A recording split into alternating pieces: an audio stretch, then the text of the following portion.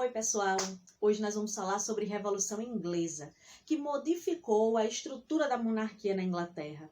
Durante os reinados do Henrique VIII e da sua filha Elizabeth I, o parlamento na Inglaterra foi perdendo a força, a expressividade. O monarca ia consultando o parlamento, convocando para votação esporadicamente e muitas vezes manipulando, subornando para conseguir aprovar as coisas que queria. Então o parlamento durante esses reinados perdeu força.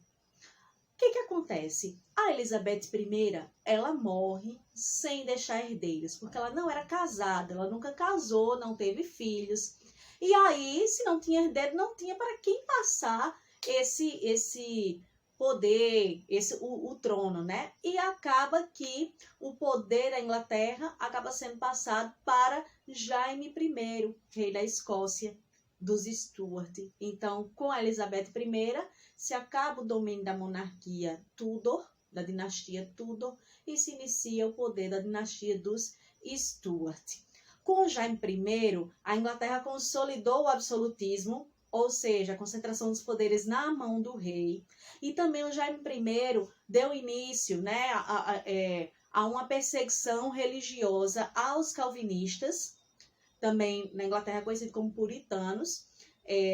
Essa perseguição religiosa mais firme, mais ferrenha, revogando, né, colocando para trás o ato de tolerância religiosa que havia sido conquistado anteriormente. Então, com isso leva à fuga de muitos puritanos que acabam vindo para a América, para o continente americano, na região da América do Norte, que posteriormente dá origem ao que hoje é os Estados Unidos.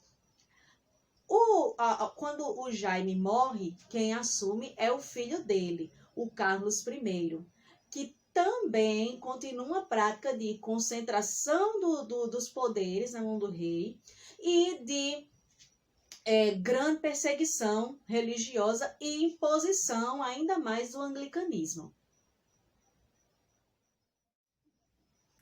Essa intransigência do monarca levou ele a entrar num conflito aberto com o parlamento, chegando ao ponto de que o parlamento, contra a vontade do rei, aprova um documento, a Petição de Direitos, que ficou conhecida como a Segunda Carta Magna. Ela foi aprovada no ano de 1628 e ela limitava os poderes do rei. O rei não poderia aprovar novos impostos sem a aprovação do parlamento ou decretar prisões também sem que antes passasse pelo parlamento. Irritado com tudo isso, o Carlos I, ele fecha o parlamento no ano seguinte. E, com isso, ele aprofunda ainda mais as divisões, porque existe um grupo, partidários do rei, e outro grupo contrário ao rei. O grupo que apoiava o rei, conhecido como cavaleiros, era formado por grandes proprietários de terra, geralmente católicos ou anglicanos, e, como eu falei, estavam do lado das decisões do rei. Já o grupo que estava contrário ao rei era o grupo formado por pequenos proprietários, também por profissionais da região mais urbana, formado por calvinistas e presbiterianos, e eles eram mais a favor do parlamento nesse conflito. O que acontece? A situação vai se acirrando tanto que acaba ocorrendo uma guerra civil na Inglaterra. A guerra civil é quando dois grupos opostos, mas do mesmo país, entram em conflito. A Guerra Civil durou de 1640 até 1649 e os cabeças redondas, liderados pelo Oliver Cromwell, acabam saindo vitoriosos. O rei Carlos I, ele é preso, julgado e executado em praça pública. A partir desse momento é instituída uma república na Inglaterra e essa república fica sob o comando do Oliver Cromwell. Sob o comando de Oliver Cromwell, a Inglaterra desenvolve sua indústria naval. Através dos atos de navegação, apenas navios ingleses podiam fazer o transporte de mercadoria, seja exportada, vendida para fora da Inglaterra, seja importada.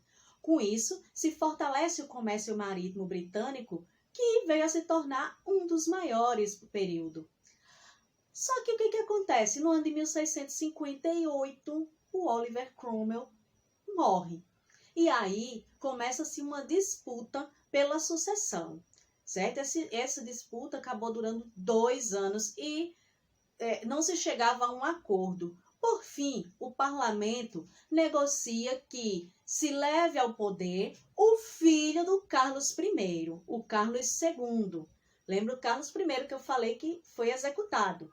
Então, o herdeiro dele, da dinastia Stuart, Carlos II, se compromete a seguir a petição dos direitos e, assim, ele é coroado rei. Só que aí ele acaba não cumprindo com o que ele prometeu.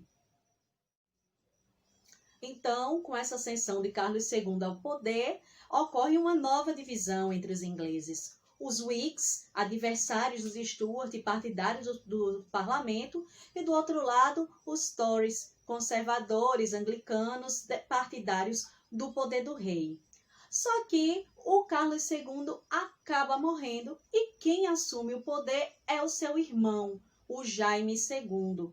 E com o Jaime II assumindo, as tensões aumentam e ele consegue a antipatia dos dois lados, tanto os Whigs como os Tories, porque o Jaime II ele queria concentrar ainda mais poderes, fortalecer ainda mais o absolutismo e com isso ignorava a petição de direitos. E também ele aumentou a perseguição religiosa aos puritanos. E aí, Whigs e Tories, unidos para depor o rei, dão início à Revolução Gloriosa, que com o apoio do Guilherme de Orange, governante da Holanda, e marido da filha de Jaime, eles conseguem tirar o poder do rei, colocam o Guilherme como rei, ele assume como rei da Inglaterra com o título de Guilherme III, se compromete a seguir a petição de direitos, esse documento que limitava os poderes do rei e garantia maior atuação ao parlamento, e também o Guilherme III, ele determina a tolerância religiosa, estabelece atos para liberdade religiosa na Inglaterra. Então, gente, por hoje ficamos por aqui e até a próxima aula. Tchau, tchau!